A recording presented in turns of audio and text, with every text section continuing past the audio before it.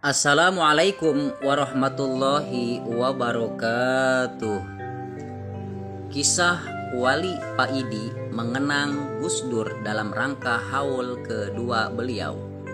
Sehabis tahlil bersama dalam rangka memperingati haul Gus Dur kedua, Wali Paidi bersama warga berkumpul bareng ngopi bersama-sama. Mereka saling berkelompok 3-4 orang membicarakan dan mengenang Gus Dur. Dan diselingi adu argumen mengenai apa rahasia di balik sepak terjang Gus Dur di masa lalu.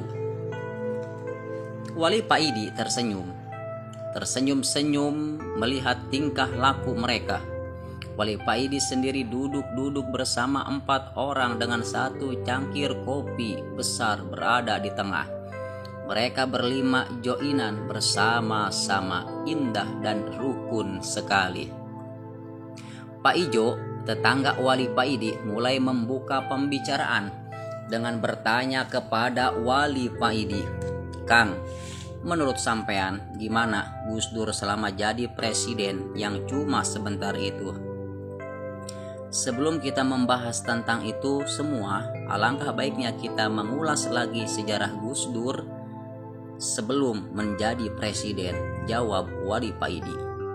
"Wah, sip iki Kang, gimana ceritanya?" kata teman-teman yang lainnya. Dulu ada seorang kiai di daerah Blitar namanya Kiai Rohimi. Beliau ini ahli istikharah. Banyak sekali kiai yang sowan kepada Kiai Rohimi ini guna menanyakan apa makna isyarah yang diterima. Dan Kiai Rohimi ini bisa menafsiri isyarah-isyarah yang ditanyakan kepadanya. Dan semuanya tidak pernah meleset, hampir 100% mendekati kebenaran. Kehidupan sehari-hari beliau adalah sebagai petani desa yang sangat sederhana. Tiap pagi beliau diantar cucunya pergi ke sawah dengan naik sepeda ontel. Biasanya para tamu yang mau sowan kepadanya menunggunya di depan dalem, menunggu beliau pulang, dan di dalam rumah yang berdinding kayu jati itulah Kiai Rohimi menerima para tamunya. Di dalam rumah Kiai Rohimi ada sebuah kamar khusus yang disediakan untuk Gus Dur kalau berkunjung ke situ dan menginap. Gus Dur sebelum jadi presiden telah banyak menerima isyarah-isyarah dan menanyakan kepada Kiai Rohimi apa makna isyarah yang dia terima. Jelas Wali Paidi. "Kang, Kiai Rohimi ini tingkatnya lebih tinggi daripada Gus Dur ya. Sampai Gus Dur sendiri minta tolong untuk menafsiri isyarah yang beliau terima," ucap Paijo kepada Wali Paidi. "Tidak mesti begitu. Kamu tahu Pak Ridwan, tetangga kita, yang jadi dosen di salah satu universitas terkenal itu?" tanya Wali Paidi. "Ya, saya mengenalinya Kang," jawab Paijo. "Ketika ban mobilnya bocor, apa Pak Ridwan menambal ban mobilnya sendiri?" tanya Wali Paidi kembali. "Tidak Kang, Pak Ridwan jelas gak bisa, ban itu akan ditambalkan ke tukang tambal ban," jawab Pak Ijo. "Dengan seperti itu, apa tingkatan tukang tambal ban itu lebih tinggi daripada tingkatan Pak Ridwan yang dosen tersebut?" tanya Wali Paidi sekali lagi. "Ya tentu tidak Kang," jawab Pak Ijo. Begitulah apa yang terjadi di antara Gus Dur dan Kiai Rohimi ini. Tidak bisa jadi acuan siapa lebih tinggi tingkatannya, jelas Wali Paidi. Wali Paidi menyedot rokok jisamsunya dan menyeruput kopi sedikit lalu melanjutkan ceritanya. "Sampean akan jadi orang nomor 1 di Indonesia, tapi hanya sebentar," ucap Kiai Rohimi kepada Gus Dur menafsiri isyarah yang diterima Gus Dur. Berapa lama Pak Kiai?" tanya Gus Dur. "Tidak sampai 3 tahun, jawab Kiai Rohimi. tugas yang sangat berat, ucap Gus Dur tanpa memperdulikan lama jabatannya. Iya, ini memang tugas yang sangat berat, Gus. Dan sampean akan diturunkan oleh rakyat sampean sendiri, kata Kiai Rohimi. Kalau ini memang tugas, biarpun sebentar, tidak apa-apa, yang penting bermanfaat, ucap Gus Dur.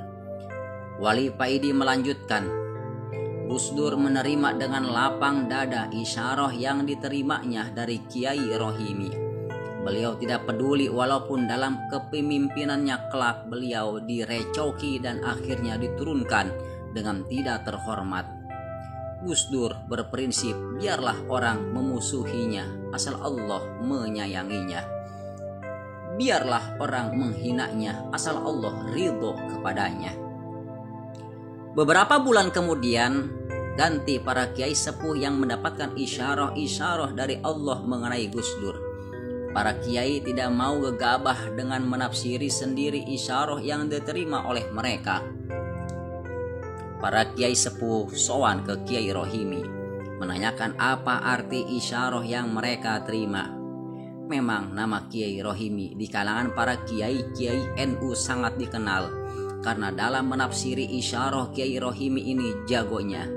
Setelah mendapat arti isyarah dari Kiai Rohimi, para kiai sepuh ini menyampaikannya kepada Gus Dur, dan Gus Dur dengan penuh takzim menerima mereka dan mengucapkan terima kasih karena memperhatikannya selama ini. Walau Gus Dur sendiri sudah tahu kalau dirinya akan jadi presiden, bahkan Gus Dur sudah tahu masa kepemimpinannya yang cuma sebentar itu sebelum para kiai ini mengetahuinya. Pertemuan ini dicium oleh wartawan dan ramailah berita pertemuan di kala itu, dan para kiai sepuh ini dijuluki oleh wartawan sebagai poros langit. Disesuaikan dengan kelompok yang mengusung Gus Dur jadi presiden, yaitu poros tengah, dan kebetulan pemimpin kelompok kiai sepuh ini adalah Kiai Fakih Langitan Tuban. Jadi paslah sebutan bagi mereka, yaitu poros langit. Dan kita semua tahu Gus Dur secara mengejutkan benar-benar jadi presiden. Walaupun Gus Dur dan para kiai sepuh sama sekali tidak terkejut dengan hal tersebut, karena para kiai sepuh dan Gus Dur sudah tahu sebelumnya. Awal tahu sebelumnya dan awal pemerintahan Gus Dur baik-baik saja hubungan Gus Dur dengan Bu Mega tanpa mesra. Mereka bergantian mengadakan sarapan pagi bersama, kadang di istana presiden, kadang di istana wakil presiden. Tapi lama-kelamaan para koruptor dan penggila jabatan mulai khawatir dengan ketegasan Gus Dur dalam memimpin negara ini. Mereka mulai tidak bebas korupsi dan menumpuk-numpuk kekayaan pribadi karena ketatnya pengawasan Gus Dur di kala itu. Mereka mulai mendanai para mahasiswa, membiayai para mahasiswa untuk mendemo Gus Dur, mengangkat isu-isu yang memojokkan Gus Dur. Mereka para koruptor menunggu momen yang tepat untuk menjatuhkan Gus Dur. Gus Dur memang terkenal dengan gaya ngomongnya yang blak-blakan. Gus Dur berprinsip padhakno pengucapmu podho karo karepe atimu. Begitulah ketika Gus Dur dimintai pendapat oleh wartawan tentang Bu Mega yang sering diam saja. Gus Dur dengan enteng menjawab dia itu bodoh. Jawaban Gus Dur itu didengar oleh Pramono Anung yang ketika itu kalau gak salah masih menjabat sebagai sekjen PDIP. Dan oleh Pramono ini jawaban Gus Dur itu disampaikan kepada Ibu Mega. Ngambeklah Ibu Mega waktu itu. Bu Mega tidak mau menemui Gus Dur ketika sarapan pagi bersama di Istana Wakil Presiden, dan inilah kesempatan yang ditunggu-tunggu oleh para koruptor dan penggila jabatan. Inilah celah yang bisa menurunkan Gus Dur dari kursi kepresidenan batin mereka. Dan barulah para kiai sepuh dapat isyarah kembali kalau Gus Dur akan dilengsarkan dari kursi presiden, para kiai sepuh atau kiai poros langit ini sowan lagi kepada Kiai Rohimi, minta pendapat dan minta solusi bagaimana baiknya dan supaya Gus Dur masih bisa jadi presiden. Kiai Rohimi mengatakan kepada para kiai, Gus Dur akan bisa tetap jadi presiden kalau mau minta maaf kepada Ibu Mega. Walaupun Gus Dur tidak ada niat merendahkan Ibu Mega, ucap Kiai Rohimi, biarpun Kiai Rohimi sudah tahu kalau jabatan Gus Dur cuma sebentar, tapi Kiai Rohimi tetap memberi peluang kepada para kiai. Kiai Rohimi berkeyakinan bahwa Allah jugalah penentu akhir suatu kisah. Isyarah hanyalah perlambang. Para kiai kembali menemui Gus Dur dan menyampaikan apa yang diperoleh dalam isyarahnya dan juga menyampaikan pesan Kiai Rohimi, tapi Gus Dur tidak mau melakukannya. Bukan berarti Gus Dur tidak mau minta maaf karena malu atau gengsi, tapi apa yang dialami Gus Dur kurang lebih persis seperti apa yang dialami oleh Sayyidina Ali ketika dalam peperangan Sayyidina Ali mau membunuh orang kafir yang sudah terjatuh di atas tanah. Sayyidina Ali tiba-tiba mengurungkan niatnya ketika orang kafir itu meludahinya. Orang kafir itu heran melihat Sayyidina Ali yang tiba-tiba urung membunuhnya, dan orang kafir ini menanyakan hal tersebut. Sayyidina Ali menjawab, "Pertama, aku berniat membunuhmu karena Allah. Tapi ketika kamu meludahiku, terbesit perasaan marah kepadaku, maka aku urungkan niat membunuhmu karena ada niat selain Allah di hatiku." Gus Dur tidak mau minta maaf kalau niatnya karena ingin mempertahankan jabatan. Gus Dur tidak gila jabatan, dan Gus Dur memang sudah tahu kalau masa kepemimpinannya cuma sebentar. Dan kita semua tahu bahwa Gus Dur akhirnya berhasil diturunkan dari kursi kepresidenan karena kasus yang dibuat-buat, yaitu kasus Bulogate. Pak Ijo dan kawan-kawannya terdiam mendengar cerita Wali Paidi. Mereka merasa haru mendengar cerita Gus Dur dengan Kiai Rohimi. Mereka sangat penasaran. "Apakah Kang Paidi pernah bertemu dengan Kiai Rohimi?" tanya Pak Ijo penasaran. "Tidak pernah," jawab Pak Ili santai dengan menyedot rokok jisamsunya.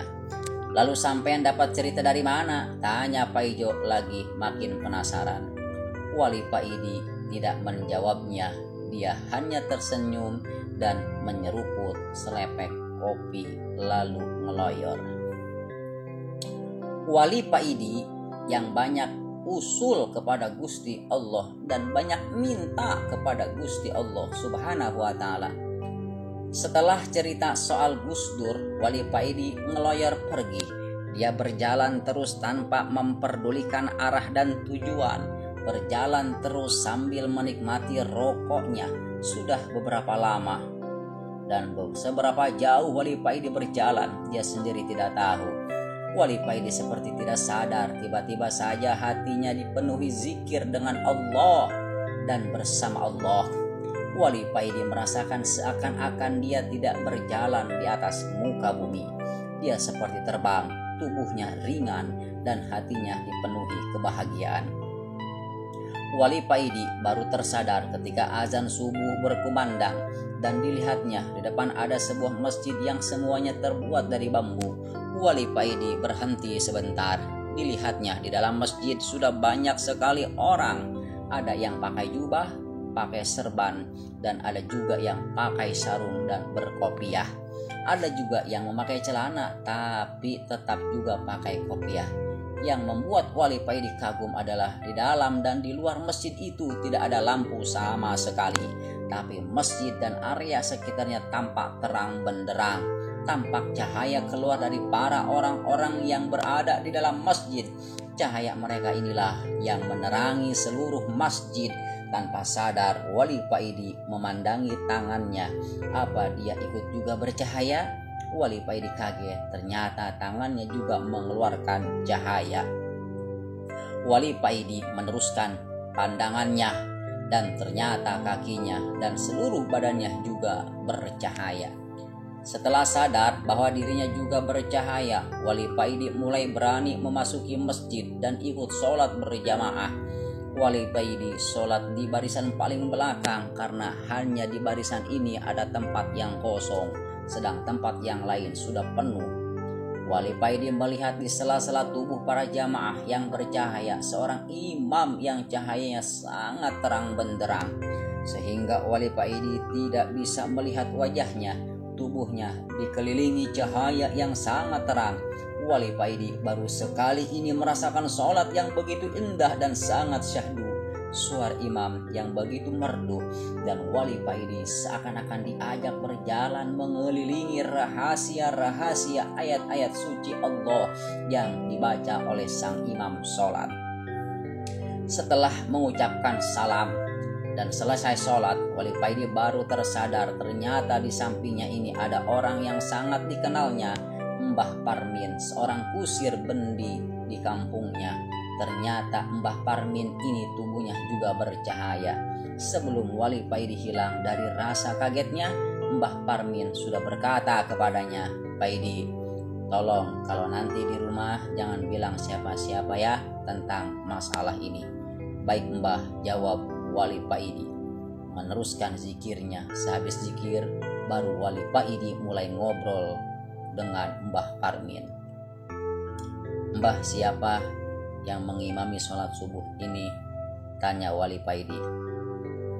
"Beliau baginda Nabi Muhammad Sallallahu Alaihi Wasallam," jawab Mbah Parmin.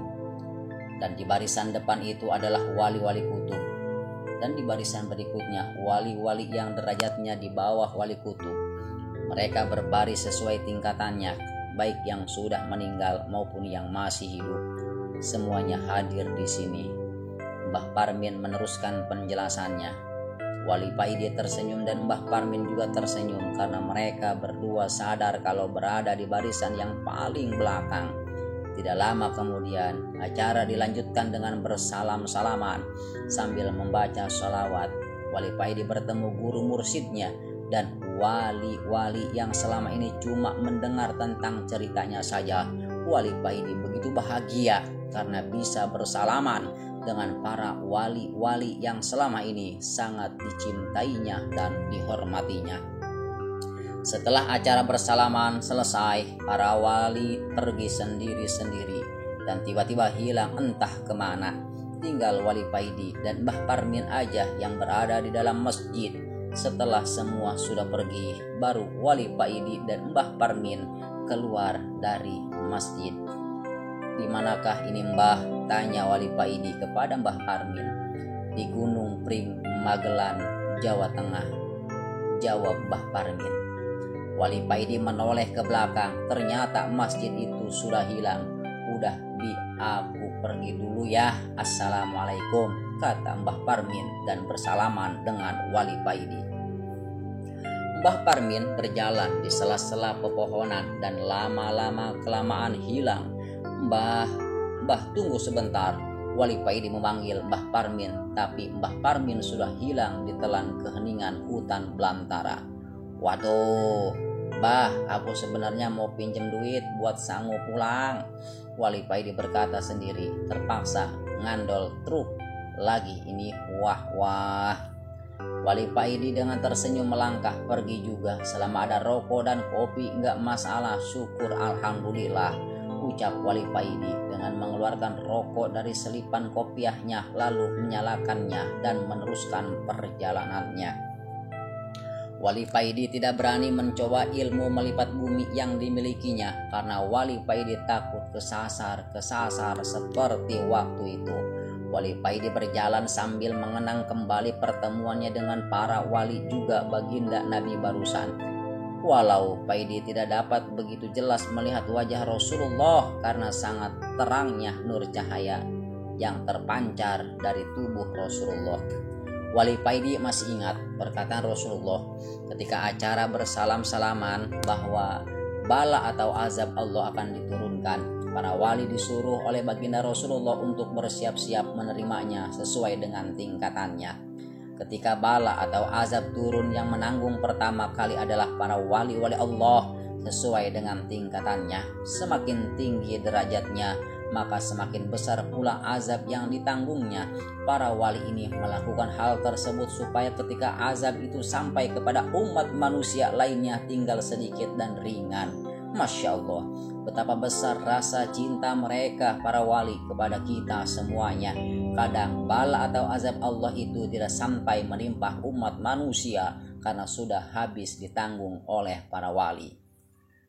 Kalau bala atau azab Allah itu begitu besar dan luas, maka azab itu baru menimpa manusia. Dan bala atau azab yang paling ringan yang diterima oleh umat manusia adalah ndas ngeluh gak ngerti sebabe.